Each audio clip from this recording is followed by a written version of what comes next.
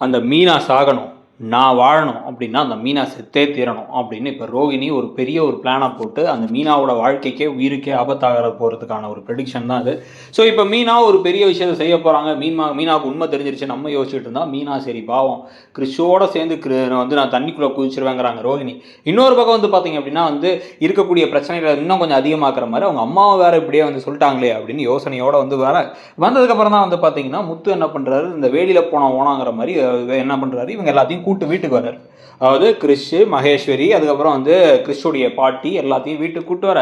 யார் வந்திருக்காங்க பாருங்க, யார் வந்திருக்காங்க பாருங்கன்னு கூட்டு வராங்க. கூட்டு வந்தபோது ஏற்கனவே உங்கள் அம்மாவை பற்றி தெரியும். உங்கள் அம்மா வாயிலே வந்து கொடுக்கு வச்ச மாதிரி கொத்துவாங்க. அதே மாதிரி இவங்க உள்ளார வந்தோடனே வந்து கொத்த ஆரம்பிச்சிட்டாங்க. ஒரு நல்ல நாள் அதுமா இதுங்க வேற வந்துருச்சு, சோத்துக்கு வழி இல்லாமல் அவன் வீட்டில் சமைக்க வேண்டியதானே, தீபாவளிக்கு அவன் வீட்டில் தானே சமைப்பாங்க, இன்னைக்கு வந்து இங்கே உட்காந்துருக்குதுங்க அப்படின்னு வந்து இவங்க வந்து பேச ஆரம்பிக்கும் பொழுது வந்து இந்த இவனெல்லாம் பாரு எப்படி திங்கிறான் பாரு அப்படின்னு இந்த கிறிஷை பற்றி பேசும்பொழுது இப்போ ரோகிணி அமைதியாக இருக்கும் பொழுது நீ எல்லாம் மனுஷியா அப்படிங்கிற மாதிரி சீத்து அப்படின்னு வந்து பார்க்குறாங்க இப்போ மீனா. இதெல்லாம் பார்த்து பயந்து போய் என்னடா அது இப்படி இப்போ எல்லா இடத்துலையுமே பயந்து இருக்கணுமே அப்படின்னு கிளம்பி சென்னைக்கு வந்த உடனே இப்போ மீனா என்னைக்கு வேணாலும் வந்து இப்போதைக்கு சொல்லாமல் இருக்கா. சரி நாளைக்கு வந்து நம்மளுடைய கணவர்கிட்ட மட்டுமா சொல்லுவோம் அப்படின்னு முத்து கிட்டக்க சொல்லிட்டா நீ என்ன பண்ணுவ அப்படின்னு மகேஸ்வரி கேட்க, சொல்கிறதுக்கான வாய்ப்புகள் அதிகமாக இருக்குது. அதுக்கு நான் செய்யக்கூடிய ஒரே ஒரு விஷயம் சிட்டி தான். சிட்டி மூலமாக ஒரு விஷயத்தை பண்ணணும் அப்படின்னு முடிவு பண்ணுறாங்க இப்போ ரோகிணி. சிட்டிக்கு கால் பண்ணால் சிட்டி ஏற்கனவே இப்போ தான் ஜெயிலேருந்து வெளில வந்திருக்காரு. பழைய அந்த ஆள் வச்சு அடித்த கேஸ்லேருந்து வந்துட்டு ஏமா சாமி சவாசமே எனக்கு வேணாம், கொண்டு போய் என்னை ஜெயிலில் போட்டு எஸ்கேப் ஆகி போயிட்டல நீ அப்படின்னு வந்து பேச, இல்லை எனக்கு அப்போ வேறு வழி தெரியல, உங்களுக்கே தெரியும் இப்போ உனக்கு என்ன, நான் வந்து அந்த முத்து மீனா மேலே உனக்கு இன்னும் கோவம் இருக்குல்ல, அவங்க தானே கண்டுபிடிச்சது ஒரு பெரிய பிரச்சனையாக்கி உன்னை ஜெயிலில் போட காரணமாக இருந்தாங்க. நமக்குள்ளே ஒரு அண்டர்ஸ்டாண்டிங்கில் தான் எல்லாத்தையுமே பண்ணிக்கிட்டு இருந்தோம். இப்போ அந்த மீனாவால் என் வாழ்க்கைக்கே வந்து ஒரு பெரிய ஆபத்து வரப்போகுது. அவன் நான் அடிச்சிட்டா, அது மட்டும் இல்லாமல் என்னை பற்றி உண்மையெல்லாம் அவளுக்கு தெரிஞ்சிருச்சு, என்னைக்கு வேணாலும் சொல்லிட்டா அப்படின்னா வந்து அதுக்கப்புறமா அந்த வீட்டை விட்டு என்னை துரத்திடுவாங்க. நீ முத்துவையும் மீனாவையும் பழிவாங்கணும்னு நினைக்கிறதுக்கு அந்த வீட்டுக்குள்ளே உனக்கு ஒரு ஆள் தேவைன்னு அந்த ஆளாக நான் தான் இத்தனை நாள் வரைக்கும் இருந்தேன். இப்போ நான் வெளில வந்துட்டேன் அப்படின்னா அந்த தகவலும் உனக்கு கிடைக்காது, நீ எதுவுமே பண்ண முடியாது. ஜெயிலில் போட்டு உன்னை வந்து காய விட்டானுங்க, 2 தடவை இதோட காய விட்டாங்க, அதுக்கெல்லாம் சேர்த்து வச்சு ஒரு பழி வாங்கணும் அப்படின்னா இந்த மீனா இருக்கக்கூடாது அப்படிங்க. இப்போ வந்து சிட்டியே ஷாக் ஆக போகிறார்.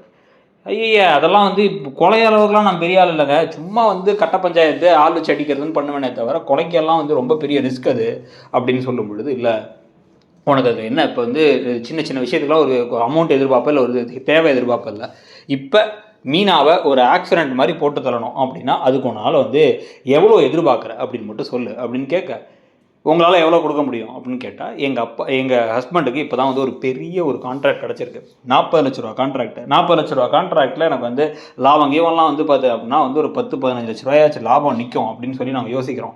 அந்த 10-15 லட்ச ரூபாயிலேருந்து நான் மினிமம் வந்து 5 லட்சத்தை உனக்கு நான் எடுத்துறேன். ஸோ எனக்கு பணம் வருமா, நான் கொடுப்பேனா நீ சந்தேகப்பட தேவையில்லை. 15 லட்சத்தையும் கேளு, நீ கேட்டேன்னா அதில் வந்து நான் மாட்டிப்பேன், நான் மாட்டிட்டா உனக்கும் பணம் கிடைக்காது.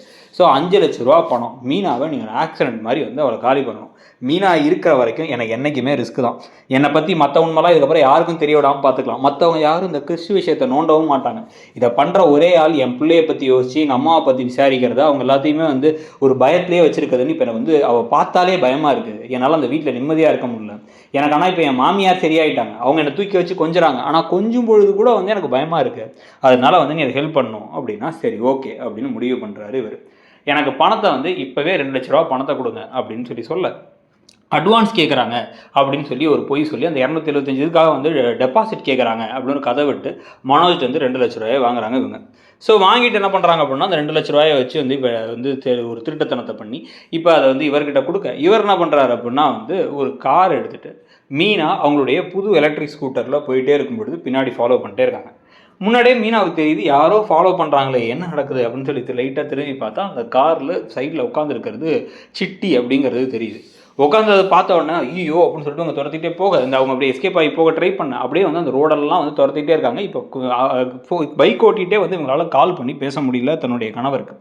இந்த சமயத்தில் முத்து ஒரு சவாரிக்காக அந்த பக்கமாக வந்தவர் அவரும் வந்து பார்க்குறாரு. அவர் அப்படி போயிட்டு இருக்கும்போது ஒரு கார் வேகமாக சர்ருன்னு போகுது. யாரா அவன் ரோட்டில் இவ்வளோ வேகமாக போகிறான் அப்படின்னு சொல்லி பார்க்கும்பொழுது பார்த்தா அதில் வந்து சிட்டி இருக்கிறத இவர் பார்த்தாரு. இந்த சிட்டி இருக்கிற வேலையே இல்லை, வெளில வந்துட்டானா இவன் அப்படின்னு நினச்சிட்டு இவர் இந்த பக்கம் திரும்பலான்னு போகும்பொழுதே வந்து பார்த்தீங்க அப்படின்னா வந்து டமால் அப்படின்னு ஒரு சவுண்டு கேட்குது. சவுண்டு கேட்டு யாரோ வான்னு கத்துற மாதிரி சவுண்டு கேட்டு திரும்பி இவர் பார்த்தா அங்கே வந்து அந்த கார் இன்னும் வேகமாக போயிட்டுருக்கு. ஒரு பைக் அந்த பக்கம் அப்படி உருண்டு போய் உழுது இருக்கிறது தெரியுது. ஆளே பக்கத்தில் இல்லை. ஐயோன்னு இவர் திருப்பி காரை திருப்பிட்டு அங்கே போய் பார்த்தா அங்கே வந்து அதுக்குள்ளே கொஞ்சம் கொஞ்சமாக கூட்டம் கூட ஆரம்பிக்கிறாங்க. அந்த கார் இடிச்சு போயிடுச்சுப்பா அப்படிங்கிறாங்க. ஸோ அந்த கார் அடிச்சு போயிட்டா சிட்டி இந்த காரா யார் அடிச்சிட்டாங்கன்னு போய் பார்த்தா பைக்கு மீனாவோட பைக். தாண்டி அந்த பக்கம் போய் பார்த்தா மீனா அந்த பக்கம் விழுந்து கிடக்குறாங்க. விழுந்து கிடந்தவங்களுக்கும் ஒரே ரத்த வெள்ளத்தில் மிதந்துக்கிட்டு இருக்கு. ஐயோ மீனான்னு சொல்லி ஒரு அலறி துடிச்சு அவர் காரில் அள்ளி போட்டு கொண்டு போய் ஹாஸ்பிட்டலில் போய் சேர்த்தா ஹாஸ்பிட்டலில் இப்போ வந்து மீனா ரொம்பவே கவலைக்கிடமாக இருக்காங்கன்னு சொல்ல குடும்பமே பதறி போய் ஷாக் ஆகி எல்லாம் இங்கே வந்து நிற்கிறாங்க. ரோகிணிக்கு அதுக்குள்ளார சிட்டி கால் பண்ணிட்டார். கால் பண்ணி நினச்சபடி விஷயத்தை செஞ்சாச்சு, ஒன்றும் கவலைப்படாதீங்க, ஆனால் வந்து எனக்கு ரொம்ப லேட்லாம் பண்ணாதீங்க, ஒரு வாரத்துக்குள்ளார பணத்தை போட்டு விட்ருங்க. பணத்தை போட்டு விட மாட்டீங்க இல்லை ஏதாச்சும் ஒரு ரிஸ்க் எடுக்கலாம்னு நினச்சிங்கன்னா பெரிய பிரச்சனையாயிடும் அப்படிங்கிற மாதிரி இவர் சொல்லும்பொழுது தான் வந்து இப்போ இந்த கான்ட்ராக்டில் ஒரு பிரச்சனை வந்து வர வேண்டிய பணம் வரல அப்படின்னா அந்த சிட்டிக்கிட்ட கொடுக்கணும். ஆனால் அதே சமயத்தை உள்ளார மீனா அப்படி இருக்கிறதுக்கு காரணம் இவங்க தான். இதில் சிட்டி தான் இதை பண்ணாருங்கிறது முத்துக்கும் வேறு லைட்டாக சந்தேகம் வந்திருக்கும் இப்போ. ஆனால் இந்த சமயத்தில் முத்து அதுக்கான பழி வாங்குறதை தாண்டி இவர் வந்து இப்போ வந்து இங்கே வந்து மீனா கூட இருக்கிறது தான் முக்கியம். மீனா கூட இருக்க மீனாவை ராத்திரி பகலாக அவர் பார்த்துக்கிட்டு இருக்கும் பொழுதே கடைசியில் டாக்டர்ஸ் வந்து என்ன சொல்கிறாங்க அப்படின்னா வந்து உங்கள் மனைவிக்கு தலையில் பலமாக அடிபட்டுருக்கு, அவங்களுக்கு வந்து நினைவு தப்பி இருக்குது, அதாவது கோமாவில் இருக்காங்க. கொஞ்ச நாள் கழிச்சு இப்போ வந்து பார்த்தீங்க அப்படின்னா அந்த கோமா சரியானாலும் கூட அவங்களுடைய மெமரி இன்டாக்டாக இருக்கும், அதே மெமரி இருக்குங்கிறத சொல்ல முடியாது. அவங்களுக்கு அம்னீஷியா மாதிரி ஒரு நோய் வரதுக்கான வாய்ப்பு இருக்கிற மாதிரி தான் தெரியுது.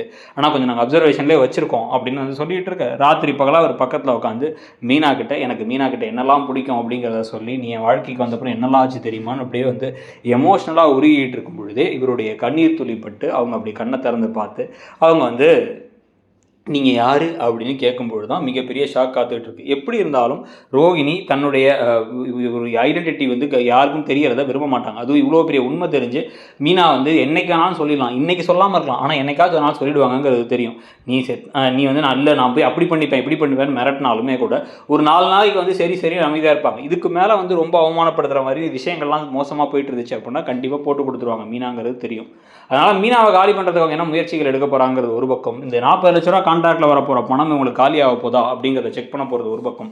இது எல்லா விஷயங்களுக்கும் இடையில் இப்போ வந்து பார்த்தீங்க அப்படின்னா வந்து மீனாவுக்கு மட்டும் தெரிஞ்ச உண்மை இதுக்கு அடுத்து இந்த குடும்பத்தை யாருக்காவது தெரிய வரணும் அப்படின்னா ஸ்ருதிக்கு தான் தெரிய வரணும். ஸ்ருதி தான் கரெக்டாக, ஆனால் ஸ்ருதிக்கு தெரிய வந்தால் அன்னையோட வந்து மொத்தமாக வந்து ரோகிணி காலி. அதுக்கு வச்சு என்ன நடக்க போகுது அப்படிங்கிறது ஒன்று. இன்னொரு பக்கம் நம்ம வந்து இவ்வளோ அவளோட எதிர்பார்த்து இப்போனா மீனாவுக்கு உண்மை தெரிஞ்சிச்சு ஏதாச்சும் பெருசாக நடக்கும்னு பார்த்தா மீனா கேஷுவலாக வந்து அவங்க வந்து எமோஷனல் பிளாக்மெயில் பண்ணதுனால அது சொல்லாமலும் இருக்காங்க.